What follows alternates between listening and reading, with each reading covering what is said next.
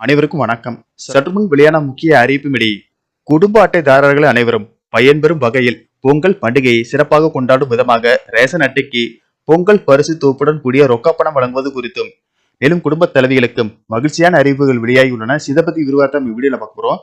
வீடியோவை கடைசி வரைக்கும் முழுமையாக பாருங்க. வீடியோக்குள்ள போறதுக்கு முன்னாடி இந்த வீடியோக்கு ஒரு லைக் பட்டனை பிரஸ் பண்ணிக்கோங்க. இப்பதான் அந்த சேனலுக்கு ஃபர்ஸ்ட் டைம் வரீங்கன்னா சப்ஸ்கிரைப் பட்டனை பிரஸ் பண்ணிக்கோங்க.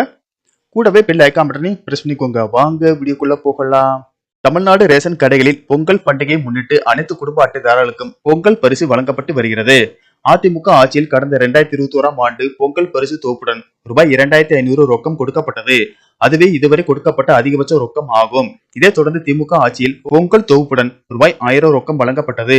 ஆனால் இந்த ஆண்டு பொங்கல் பண்டிகையின் போது ரொக்கம் தரப்படாமல் பச்சரிசி, சர்க்கரை, கரும்பு மட்டும் வழங்கப்பட்டது. இந்நிலையில் 2026ஆம் ஆண்டு சட்டசபை தேர்தல் நடைபெற உள்ளதால் இதுவரை வழங்காத ரொக்கம் தர ஏற்பாடுகள் செய்யப்பட்டுள்ளது.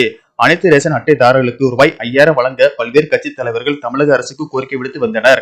இதன் காரணமாக அனைத்து ரேஷன் அட்டைதாரர்களுக்கும் பொங்கல் தொகுப்புடன் ரூபாய் 3000 முதல் ரூபாய் 5000 வரை ரொக்கம் வழங்க உள்ளதாக தகவல் வெளியாகியுள்ளது. மேலும் பொங்கல் தொகுப்பில் பச்சரிசி, சர்க்கரையுடன் முழு கரும்பும் வழங்கப்படும் என்று கூறப்படுகிறது.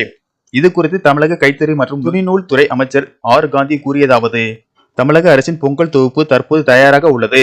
அதன் விநியோகம் விரைவில் தொடங்கி வரும் ஜனவரி 10ஆம் தேதிக்குள் அனைத்து குடும்ப அட்டைதாரர்களுக்கும் பொங்கல் பரிசு தொகுப்பு வழங்கி முடிக்கப்படும் என தெரிவித்தார்.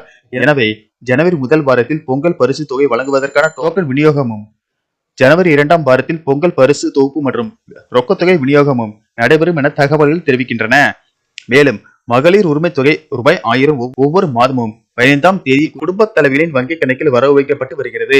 இந்த நிலையில் வருகிற பொங்கல் பண்டிகை முன்னிட்டு குடும்ப தலைவிகளை மகிழ்ச்சிப்படுத்தும் விதமாக அவர்களது வங்கி கணக்கில் முன்கூட்டியே உரிமை தொகை வரவு வைக்கப்பட உள்ளதாக கூறப்படுகிறது.